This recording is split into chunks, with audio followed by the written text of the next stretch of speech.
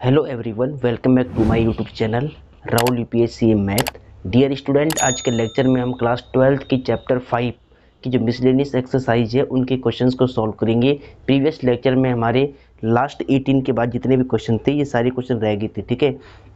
तो आज के लेक्चर में हमें क्वेश्चन नंबर 18 से सॉल्व करना है, ठीक है। क्वेश्चन नंबर 18 को ध्यान से देखिए। क्वेश्चन नंबर 18 को ध्यान से देखिए कि यदि f x equal to mod x cube तो प्रमाणित कीजिए कि एफ डबल डैश एक्स का अस्तित्व है और इसे भी ज्ञात कीजिए, ठीक है। देखिए आपको क्या दिया है। सबसे पहले क्वेश्चन नंबर 18 है, इसमें जो दिया है पहले आप उसको लिख लो। दिया है given f x equal to mod x का क्यूब है, ठीक है। तो आपको सिद्ध करना है कि एफ डैश एक्स का अस्तित्व है। अगर एफ डैश एक्स का अस्तित्व है तो आपको एफ डैश एक्स भी ज्ञात करना है। तो देखिए कैसे करेंगे। हमें क्या निकालना है, एफ डैश एक्स निकालना है। तो आपको क्या पता है डियर स्टूडेंट, आपको क्या पता है कि जो एफ एक्स एक फंक्शन है, अगर मॉड एक्स एक फंक्शन है मान लिया, तो आपने क्या पढ़ा है कि यदि f x equal to mod x होता है तो एक्स की वैल्यू यदि ग्रेटर देन इक्वल टू 0 होगी तो ये मॉड एक्स हमें पॉजिटिव एक्स देता है, और एक्स की वैल्यू यदि लेस देन 0 होगी तो ये मॉड एक्स हमें क्या देता है, नेगेटिव एक्स देता है, ठीक है। चलो अब यहाँ से आपको दो केस लेकर चलने हैं और एफ डैश एक्स को ज्ञात करना है, एफ डबल डैश एक्स को ज्ञात करना है, फाइंड आउट करना है, यानी सेकंड ऑर्डर डेरिवेटिव बताना है। तो कैसे निकालेंगे, यहाँ पर आपको लिखना है कि यदि एक्स की value greater than equal to 0 हुई तो ये जो मॉड एफ एक्स है ना, ये जो f of x equal to x cube है, ये हमें क्या देगा। अगर एक्स की वैल्यू 0 से बड़ी होगी तो ये एक्स हमें क्या देगा, पॉजिटिव एक्स देगा। तो ये क्यूब इसके ऊपर आ जाएगा, यानी एक्स क्यूब हो जाएगा। अब देखिए इसका एक बार आपको डिफ्रेंशिएट करना है, तो differentiation with respect to x, x के सापेक्ष अवकलन करने पर एफ एक्स क्या होगा, एफ डैश एक्स, फिर एक्स क्यूब का 3x स्क्वायर, फिर अगेन डेरिवेटिव करना पड़ेगा। तो यहाँ क्या लिखना है, again differentiate with respect to x, पुनः एक्स के सापेक्ष अवकलन करने पर, क्योंकि हमें second order derivative find out करना था, यानी एफ डबल डैश एक्स की वैल्यू बतानी थी। इसलिए तो मैंने क्या किया, एफ डैश एक्स का जब दोबारा अवकलन होगा तो एफ डबल डैश एक्स हो जाएगा और 3 सेम रहेगा, एक्स स्क्वायर का 2x हो जाएगा। तो एफ डबल डैश एक्स कितना हो जाएगा, 3 2 जा 6x हो जाएगा। इसको मान लो इक्वेशन नंबर फर्स्ट, ठीक है। फिर यदि x की वैल्यू लेस देन 0 होगी तो जो ये मॉड x है, यानी जो ये फंक्शन हमारे पास है f x equal to mod x का जो होल क्यूब था, ये हमें क्या देगा। अगर x की वैल्यू छोटी है 0 से तो ये x हमें क्या देगा, नेगेटिव x देगा। ऊपर क्यूब लगा है पहले से तो क्यूब लगा लो। अब इसको डिफरेंशिएट कर लो, differentiate with respect to x, x के सापेक्ष अवकलन करने पर एफ एक्स का क्या होगा, f dash x minus as it is है एक्स क्यूब का 3x स्क्वायर, फिर again differentiate with respect to x, पुनः एक्स के सापेक्ष अवकलन करने पर। तो देखिए एक्स के सापेक्ष आपको दोबारा अवकलन करना है, एफ डैश एक्स का क्या होगा, एफ डबल डैश एक्स हो जाएगा माइनस 3 एज इट इज है एक्स स्क्वायर का 2x हो जाएगा। एफ डबल डैश एक्स की वैल्यू कितनी आएगी, माइनस का 6x। इसको मान लो इक्वेशन सेकंड, ठीक है। इसके बाद क्या करना है, देखिए ध्यान से, from equation number first and second, Hindi में क्या लिखना है, समीकरण 1 व समीकरण 2 से। देखिए क्या होगा, एफ डबल डैश एक्स की वैल्यू भी 6x आ रही है और यहाँ पर एफ डबल डैश एक्स की वैल्यू भी -6x आ रही है। तो यानी दो केस बन रहे हैं। इस एफ डबल डैश एक्स की वैल्यू देखिए एक बार -6 आ रही है, एक बार +6। देखिए यहाँ पर दो केस बन रही है। इस f"x की वैल्यू यहाँ पर +6 आ रही है और इस f"x की वैल्यू यहाँ पर -6 आ रही है। तो इस चीज़ को आपको मिला के लिख देनी है समीकरण 1 और 2 से। कैसे लिखेंगे मिलाकर? देखिए f"x दोनों में सेम है तो ये तो हम एक ही लिख देंगे। अब देखिए ये नंबर प्लस ये नंबर माइनस, तो यहाँ आप लिख लो प्लस माइनस में 6x हो जाएगा। ठीक है, माइनस का नंबर भी आ गया, प्लस का नंबर भी आ गया। अब क्या करना है देखिए, इसके बाद आपको इसको थोड़ा ऐसे लिखना है कि f"x इक्वल टू, ये तो अचर है 6, इसको बाहर रख दो, इस x पे आप मोड़ लगा लो। ठीक है, क्योंकि इस मोड x की दो वैल्यू होती है, एक माइनस का x और एक प्लस का x। तो इसीलिए मैंने क्या किया, इस x के ऊपर मॉडुलस लगा दिया। ठीक है, बात समझ गए? क्योंकि x हमें मॉड x हमें दो वैल्यू देता है, एक माइनस का x और एक प्लस का x। तो क्या किया, ये 6 को बाहर कर दिया और x के ऊपर मॉडुलस का निशान लगा दिया। तो यानी जो f"x होगा वो हमें क्या देगा, 6 mod x देगा। ठीक है, तो ये आपका आंसर है। ऐसे आपको इसको सॉल्व करना है। ठीक है, बस ध्यान क्या रखना है, इन दोनों समीकरण को आपने मिला देना है। मिलाने के बाद देखिए ये नंबर माइनस, ये नंबर प्लस है और ये 6 अचर है, इसको आपने बाहर कर दिया। और ये mod x, अगर x में mod लगा दूँ तो हमें ये mod x हमेशा दो वैल्यू देता है। तो मैंने क्या किया, इस x को mod के अंदर रख दिया, तो ये आपका आंसर हो जाएगा।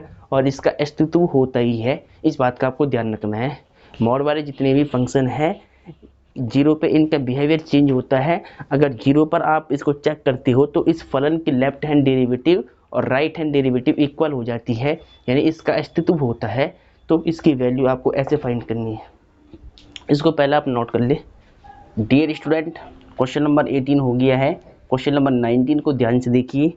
sin a plus b equal to sine a cos b plus cos a sine b का प्रयोग करते हुए अवकलन द्वारा कोसाइन के लिए योग का सूत्र ज्ञात कीजिए। यानी कोसाइन यानी कॉस के योग का सूत्र आपको फाइंड आउट करना है। आपको दिया क्या है, sine a plus b equal to sine a cos b plus cos a sine b, यानी साइन का सूत्र आपको दिया हुआ है, कोसाइन का सूत्र यानी कॉस का सूत्र आपको प्रूव करना है अवकलन द्वारा। ठीक है, अवकलन के प्रयोग से। देखिए इस क्वेश्चन को करने के दो तरीके हैं। डियर स्टूडेंट, क्वेश्चन नंबर 19 को ध्यान से देखिए।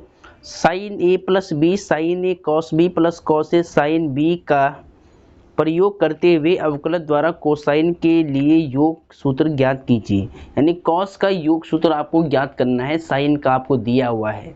ठीक है, अवकलन के द्वारा आपको क्या करना है, साइन के सूत्र से कॉस के योगफल के सूत्र को प्रूव करना है। ठीक है, तो देखिए कैसे करेंगे।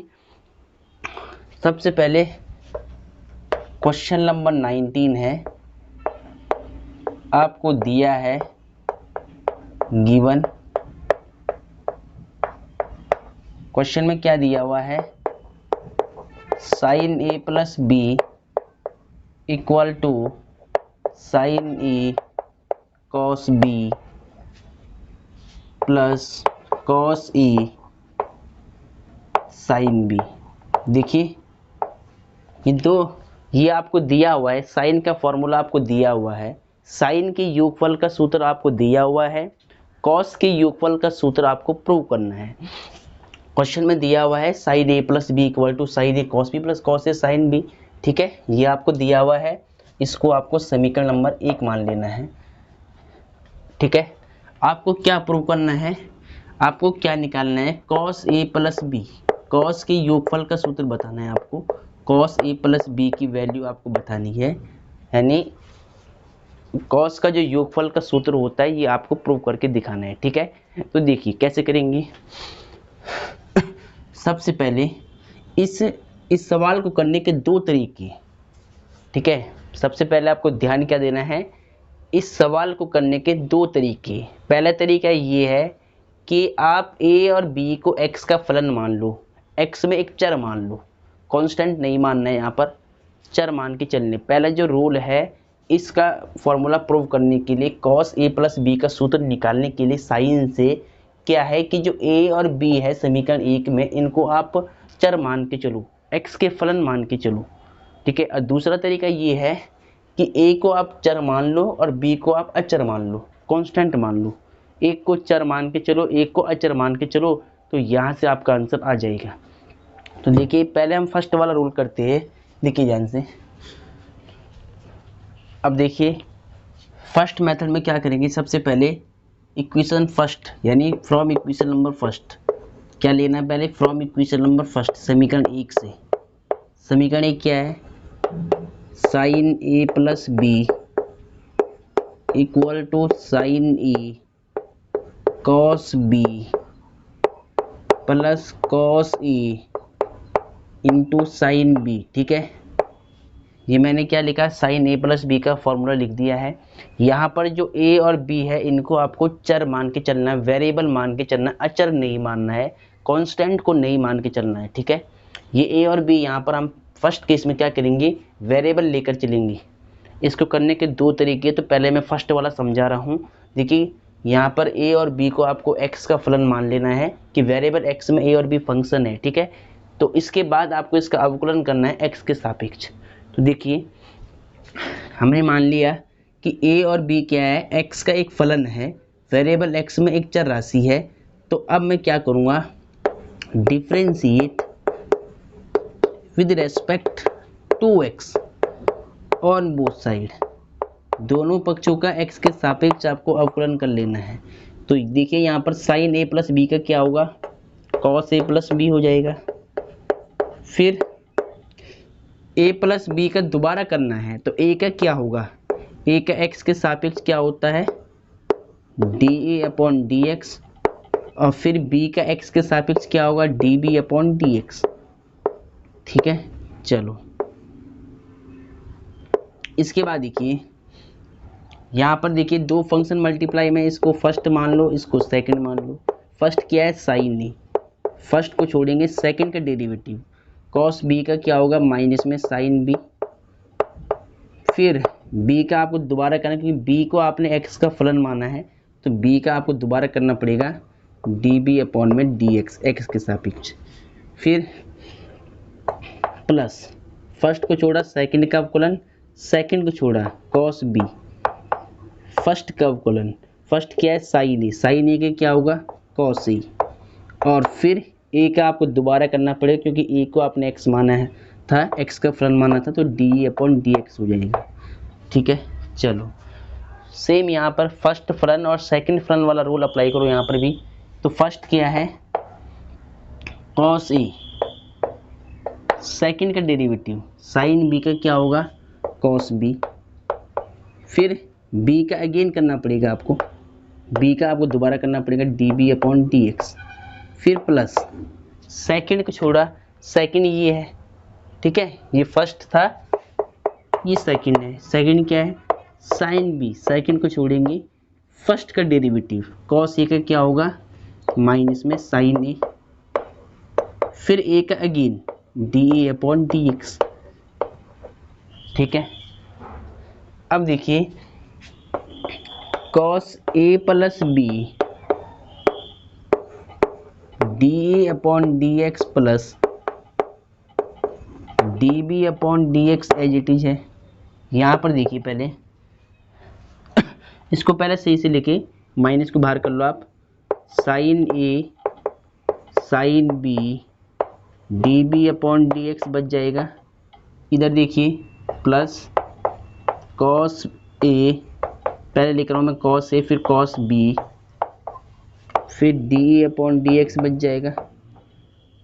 यहाँ पर देखो प्लस कॉस ए cos B d B upon d x, फिर प्लस यहाँ पर देखिए प्लस माइनस माइनस होगा, तो साइन ए को लिखो पहले साइन ए साइन बी डी ए अपॉन डी एक्स। ठीक है, अब देखिए cos a plus b bracket में क्या चल रहा है, डी ए upon d x plus d B upon d x. ठीक है, अब यहाँ पर देखो आप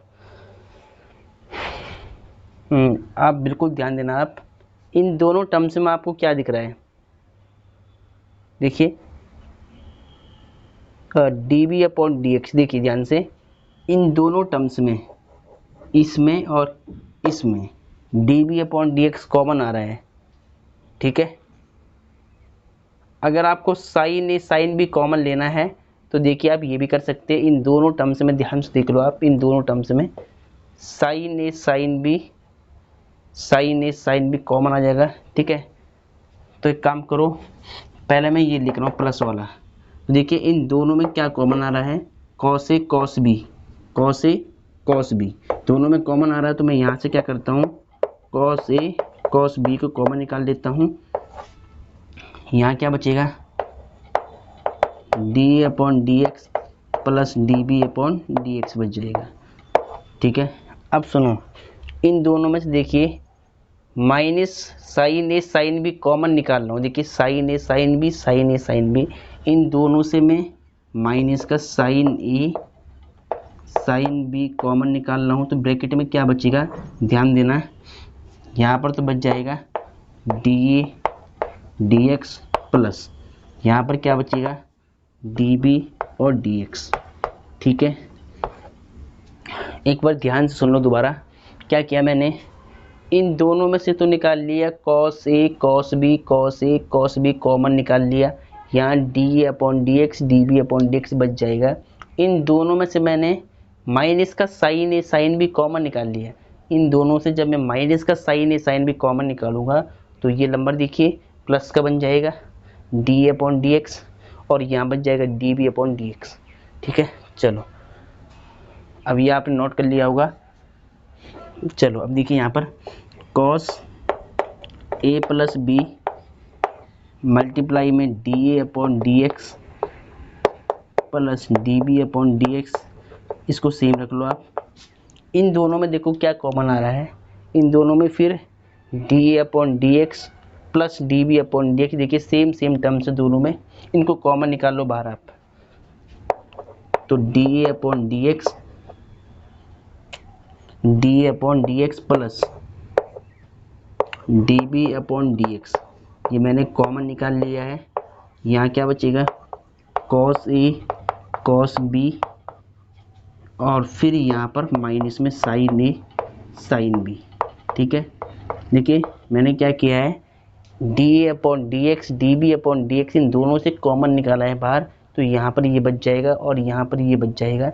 अब देखिए ये दोनों ब्रैकेट मल्टीप्लाई में है और सेम है, देखिए d upon d x d B upon d x d upon d x d B upon d x, इससे ये कट हो जाएगा, ठीक है। तो क्या बचेगा, देखिए अब इसको यहाँ से देखिए आप, जब इससे ये आपस में कट हो गया तो यहाँ बच जाएगा कॉस ए प्लस बी और इधर देखिए कॉस ए कॉस बी माइनस में साइन ए साइन बी, देखिए। और यही हमें प्रूव करना था, कॉस ए प्लस बी की वैल्यू बतानी थी, तो ये आ गया cos A cos b minus में साइन ए साइन बी, ठीक है। तो ये रिजल्ट आपको प्रूव करना था, ये था फर्स्ट मेथड, हेंस प्रूव्ड, ठीक है, हेंस प्रूव्ड। ऐसे हमें सिद्ध करना था, कोसाइन का सूत्र हमने सिद्ध कर लिया है साइन के फॉर्मूले से, ठीक है। सिद्ध करने का रूल मैंने आपको बता दिया है। फर्स्ट केस में देखिए इसको करने के दो तरीके हैं, सेकंड वाले में क्या है कि ए को आप मान लो फलन और बी को मान लो आप अचर, कांस्टेंट मान लो और फिर इसका डेरिवेटिव निकाल लो, तब भी आपको सेम ही फॉर्मूला मिल जाएगा, ठीक है। तो देखिए ये आपका हो गया है। अब इसका सेकंड रूल मैं आपको समझा रहा हूँ, सेकंड मेथड, ठीक है। तो पहले आप इसको नोट कर लें। चलो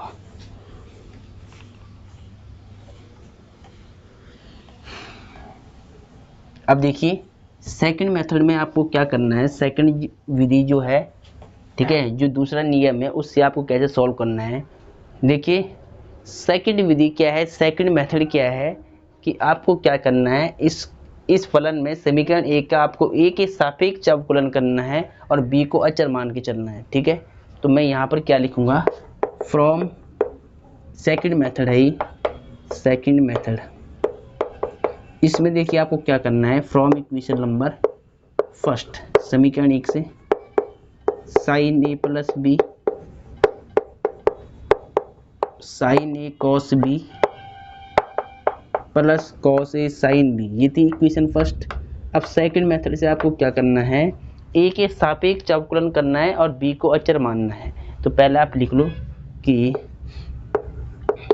ए के सापेक्ष अवकलन करने पर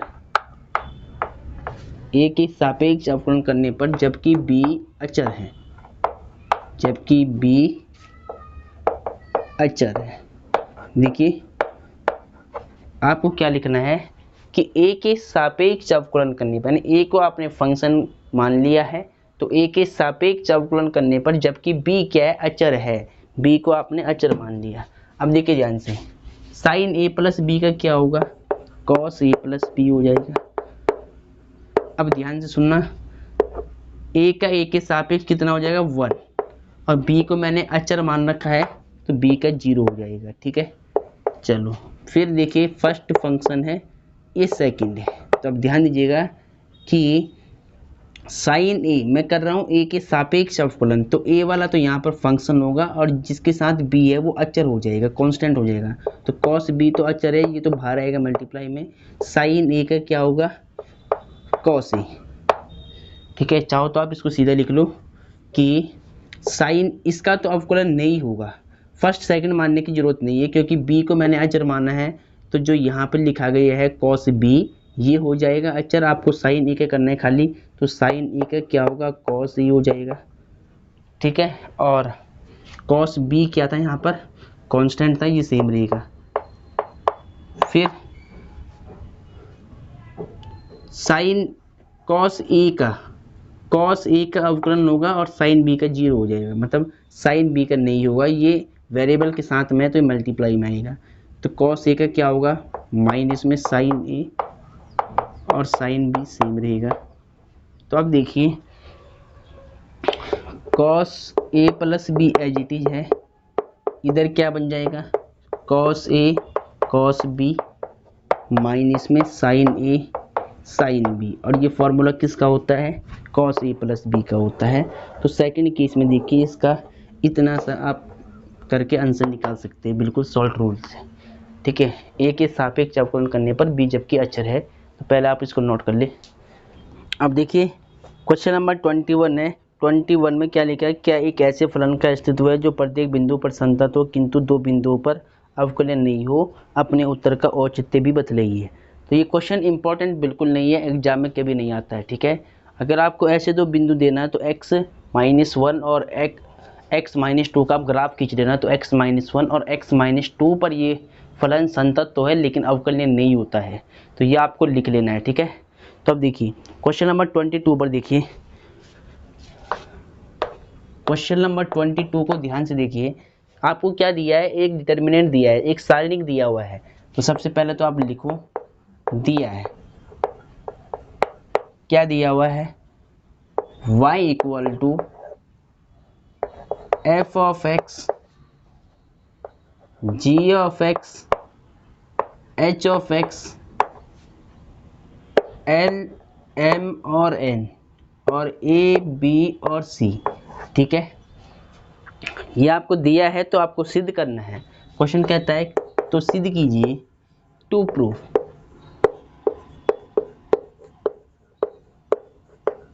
सिद्ध करना है dy upon dx equal to f dash x, सारणी के अंदर है g डैश x और h dash x, l, m, n, a, b, c, ये आपको प्रूव करना है, ये आपको दिया हुआ है। ठीक है, तो सुनिए कैसे प्रूव करेंगे।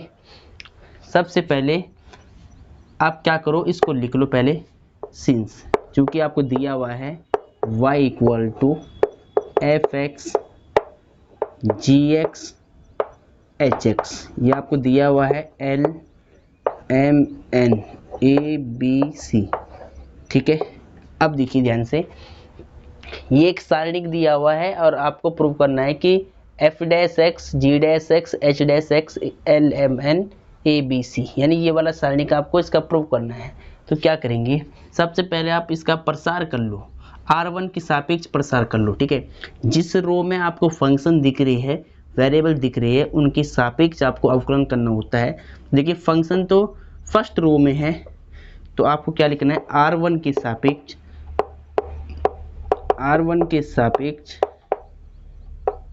प्रसार करने पर, प्रसार करने पर।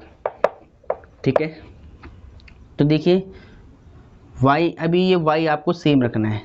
सुनिए ध्यान से, पहले क्या करना है, R1 के सापेक्ष करना प्रसार। तो देखिए आपको मालूम है सिंबल प्लस, ये प्लस होता है, ये माइनस और ये प्लस होता है, तो fx तो सेम आएगा।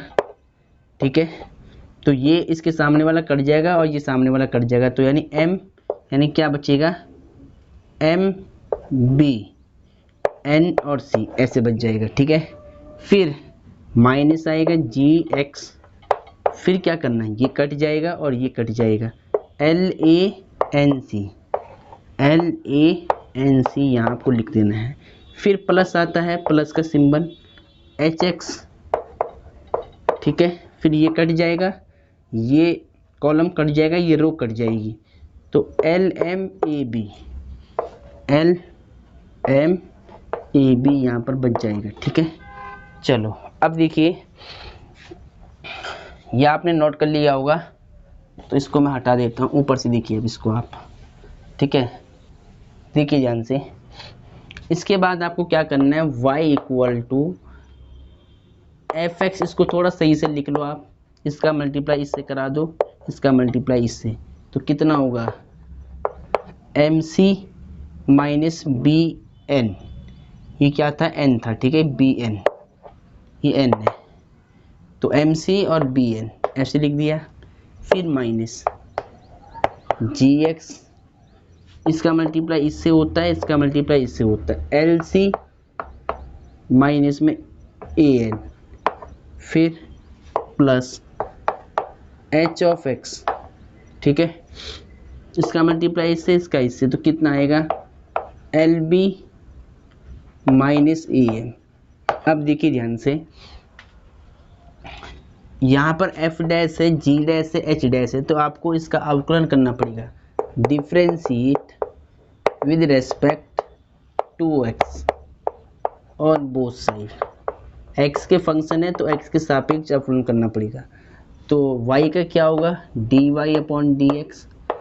और देखिए एम सी और बी एन, ये क्या है, कांस्टेंट है, ये क्या होते हैं, अचर होते हैं, तो ये तो पूरा अचर है ब्रैकेट, तो इसका होगा एफ एक्स का एफ डैश एक्स, और ये कांस्टेंट टर्म है, ये सेम रहेगी, m c minus b n, same g x का जी डैश एक्स हो जाएगा, और ये पूरा कांस्टेंट है, तो L C A N plus H x का एच डैश एक्स हो जाएगा, और ये कांस्टेंट है एल बी ए एम, ये सेम रहेगा।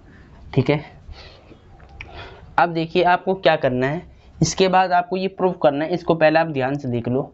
ठीक है, ये आपने देख लिया होगा, इसको मैं हटा देता हूँ। इसके बाद क्या करना है, यहाँ तो आपको d y upon d x same लिखना है।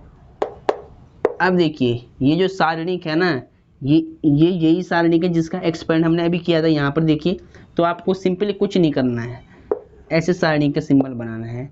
फर्स्ट रो में आपको एफ डैश फंक्शन लिखने, बस g dash x h dash x.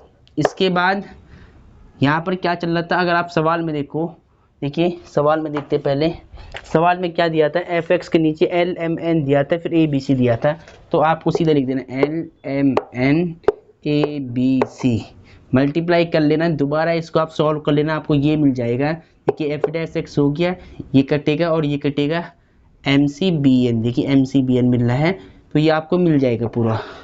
ऐसे आपको लिख करके फिर लिखना है हैंस प्रूफ।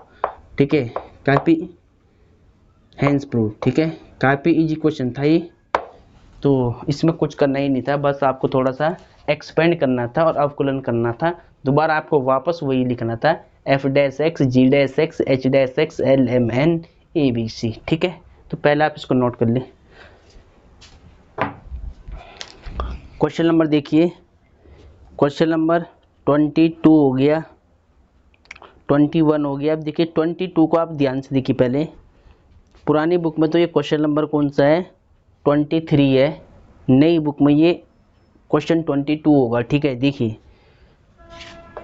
क्वेश्चन 22 देखिए नई बुक के अकॉर्डिंग, पुरानी बुक में ये क्वेश्चन था 23। ठीक है, तो ध्यान से सुनिए। 22 क्वेश्चन क्या कहता है कि यदि y इक्वल टू ई की पावर ए कॉस इनवर्स एक्स है तो आपको सिद्ध करना है। ठीक है, क्वेश्चन आपने देख लिया होगा। देखिए सबसे पहले क्वेश्चन नंबर 22 है। ठीक है, नई बुक के अकॉर्डिंग सबसे पहले आपको दिया क्या है, question very very very very important है। देखिए क्वेश्चन में क्या दिया हुआ है, सबसे पहले दिया है गिवन, क्या दिया हुआ है, y इक्वल टू ई की पावर ए कॉस इनवर्स एक्स, ये आपको दिया है y की वैल्यू, इसको मान लो समीकरण 1। आपको सिद्ध करना है टू प्रूव, यहाँ आप लिख ले सिद्ध करना है। देखिए क्या करना है, सिद्ध करना है। क्या सिद्ध करना है, इसको क्या बोलेंगे, टू प्रूव। इंग्लिश में क्या लिखना है, to prove.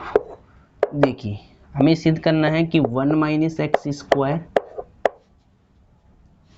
D square y upon d x square minus x d y upon d x minus a square y equal to 0, ये आपको प्रूव करना है रिजल्ट। ठीक है, तो सुनिए ध्यान से, कैसे प्रूव करेंगे। सबसे पहले तो आपको लिखना है समीकरण 1 से, फ्रॉम इक्वेशन नंबर फर्स्ट, समीकरण 1 से। समीकरण 1 देखिए y इक्वल टू ई की पावर ए कॉस इनवर्स एक्स। ठीक है, तो देखिए यहाँ पर आपको क्या करना है, डिफ्रेंशिएट करा दो पहले इसका, differentiate with respect to x, x के सापेक्ष अवकलन करने पर, तो y का क्या होगा, d y upon d x, e की पावर एक्स, इसको x मान लो, तो ई की पावर x का क्या होता है, ई की पावर x हो जाएगा कॉस इनवर्स एक्स। फिर इसको आपने x माना है, इसका दोबारा करना पड़ेगा, तो a तो कांस्टेंट है, और कॉस इनवर्स x का क्या होगा, 1 अपॉन अंडर रूट 1 माइनस में एक्स स्क्वायर माइनस का होता है। ठीक है, कॉस इनवर्स x का फॉर्मूला क्या होता है, -1 अपॉन अंडर रूट 1 माइनस में एक्स स्क्वायर। अब देखिए ध्यान से, अगर आप ध्यान दो तो हमें प्रूव में क्या चाहिए, हमें प्रूव में y भी चाहिए, कहीं ना कहीं y चाहिए। ठीक है, a के साथ में y चाहिए, तो मैं क्या करूँगा, e की power a cos inverse x को समीकरण 1, यानी यहाँ से आपको क्या लिखना है, समीकरण 1 से देखिए इसको आपको y लिखना है पूरे को, तो ये मैंने y लिख दिया और a चल रहा था, तुम इस माइनस को पहले लिख दो।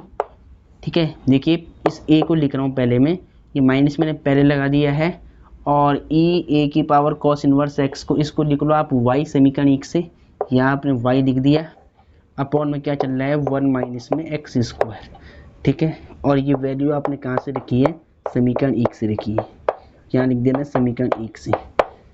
ठीक है, अब देखिए d y upon d x के साथ में क्या है, देखिए 1 माइनस एक्स स्क्वायर है, तो मैं क्या करूँगा, एक काम करता हूँ, पहले इसको भेजो आप इधर, तो d y upon d x तो सेम है, ये आएगा इधर मल्टीप्लाई में, तो 1 माइनस में एक्स स्क्वायर बन जाएगा, और इधर क्या बचेगा, माइनस का ए वाई, इतना बच जाएगा। ठीक है, अब देखिए यहाँ पर क्या है, ए का स्क्वायर है, तो मैं क्या करूँगा, दोनों पक्षों का वर्क करने पर, तो यहाँ आपको लिखना पड़ेगा squaring on both side, squaring on both side, दोनों पक्षों का वर्क करने पर। हिंदी वाले क्या लिखेंगे, दोनों पक्षों का वर्क करने पर।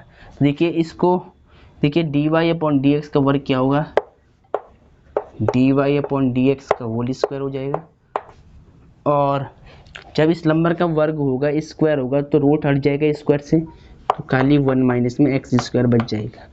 ठीक है, इधर देखिए माइनस ए का स्क्वायर क्या होगा, माइनस ए का स्क्वायर होगा ए स्क्वायर, वाई का स्क्वायर क्या होगा, वाई स्क्वायर। ठीक है, चलो अब देखिए ये आपने नोट कर लिया होगा, पहले आप इसको लिख ले जस्ट। ठीक है, फिर मैं इसको रफ कर लूँगा। चलो ये आपने नोट कर लिया होगा, अब आगे देखिए, इसके बाद आप इसको डिफ्रेंशिएट करो, अगेन डिफ्रेंशिएट, एक बार तो मैंने कर लिया था, तो again differentiate with respect to x, पुनः एक्स के सापेक्ष अवकलन करने पर, इसको मान लो फर्स्ट, इसको मान लो सेकंड। तो फर्स्ट क्या है, dy अपॉन डी एक्स का होल स्क्वायर, फर्स्ट को छोड़ेंगे, सेकंड का डेरिवेटिव, सेकंड क्या है 1 का तो 0 हो जाएगा और एक्स स्क्वायर का 2x हो जाएगा, ठीक है, प्लस सेकंड को छोड़ेंगे, सेकंड क्या है 1 माइनस एक्स स्क्वायर, फर्स्ट का डेरिवेटिव। तो यहाँ पर देखिए सबसे पहले पावर के करना पड़ेगा, तो dy अपॉन डी एक्स का होल स्क्वायर, तो सबसे पहले पावर का होगा 2 इंटू में आएगा, एक पावर कम हो जाएगी dy अपॉन डी एक्स, और फिर आपको इसके बेस का करना है, तो dy अपॉन डी एक्स क्या होगा d square y upon d x square, ठीक है। तो फर्स्ट को छोड़ा, सेकंड का डेरिवेटिव हो गया।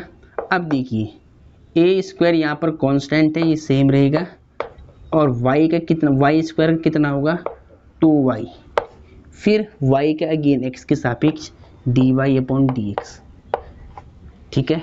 चलो अब सुनिए ध्यान से, यहाँ पर क्या बचा dy अपॉन डी एक्स का होल स्क्वायर और साथ में माइनस का 2x है, तो इस माइनस को आप बाहर लिख लो, यहाँ 2x लिख लो, माइनस का 2x, फिर प्लस 1 माइनस एक्स स्क्वायर, ठीक है, 1 माइनस एक्स स्क्वायर और साथ में यहाँ 2 चल रहा है तो 2, देखिए यहाँ पर आप ध्यान दो, तो पहले तो 2 लिख लो आप, d y upon d x और d square y upon d x square as it is है, ठीक है, स्क्वायर है ये। यहाँ पर देखिए यहाँ आप क्या लिख लो, इसको 2a स्क्वायर वाई और d y upon d x ऐसे लिख लो आप। अब देखिए ध्यान से,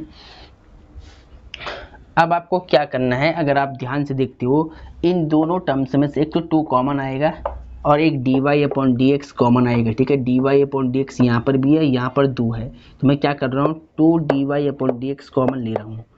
तो जब 2 d y upon d x common आएगा तो यहाँ क्या बचेगा, यहाँ पर आपका बचेगा एक d y upon d x बच जाएगा, ये माइनस बच जाएगा, और यहाँ पर आपका x बच जाएगा ऐसे, ठीक है। फिर प्लस यहाँ से मैंने 2 d y upon d x common लिया, तो 1 माइनस एक्स स्क्वायर बच जाएगा ये वाला, और फिर यहाँ पर ये बच जाएगा d square y upon d x square बच जाएगा, ठीक है। चलो अब यहाँ पर देखिए 2a square y d y upon d x, अब देखिए यहाँ पर कुछ इसमें से कैंसिल हो जाएगा, तो कैंसिल कर लो, देखिए डी वाई से डी वाई, यानी d y upon d x से d y upon d x cut हो जाएगा, ठीक है। दोनों साइड क्या है d y upon d x, d y upon d x, d y upon d x से d y upon d x cut हो जाएगा और 2 से 2 कट हो जाएगा, तो क्या बचेगा देखिए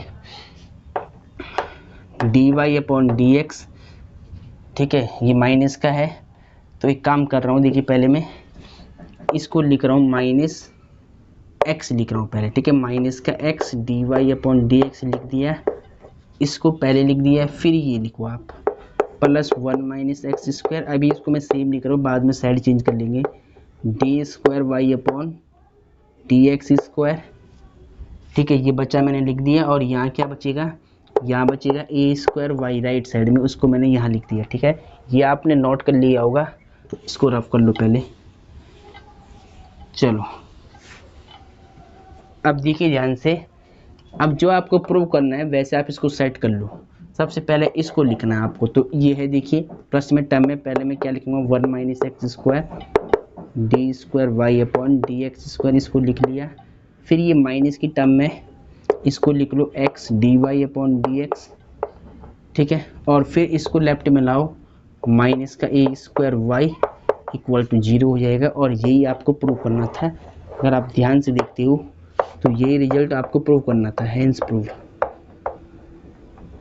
ठीक है। ये क्वेश्चन काफ़ी इंपॉर्टेंट है, बोर्ड एग्जाम में कई बार रिपीट है, तो इस क्वेश्चन को आपको सही से नोट करना है। तो डियर स्टूडेंट, आज के इस लेक्चर में चैप्टर नंबर जो 5 है वो संपूर्ण रूप से समाप्त हो गया है, ठीक है। चैप्टर 5 सांतत्यता अवकलनीयता का जो संपूर्ण कंसेप्ट था, एक्सरसाइज थी, विविध प्रश्नावली थी, मिसलेनियस एक्सरसाइज थी, वो सभी आपकी सॉल्व हो चुकी है। नेक्स्ट लेक्चर में हम चैप्टर 6 को स्टार्ट करेंगे, एप्लीकेशन ऑफ डेरिवेटिव, ठीक है। डेरिवेटिव के जो अनुप्रयोग है, अवकलन के जो अनुप्रयोग है वो हम स्टार्ट करेंगे, ठीक है। तो तब तक आपको इनको रिपीट करना है। आज के लेक्चर में ये विविध प्रश्नावली संपूर्ण रूप से आपकी समाप्त हो गई है, ठीक है। तो आज के लेक्चर को बेसिकली यहीं पर समाप्त करते हैं। जय हिंद, जय भारत, वंदे मातरम।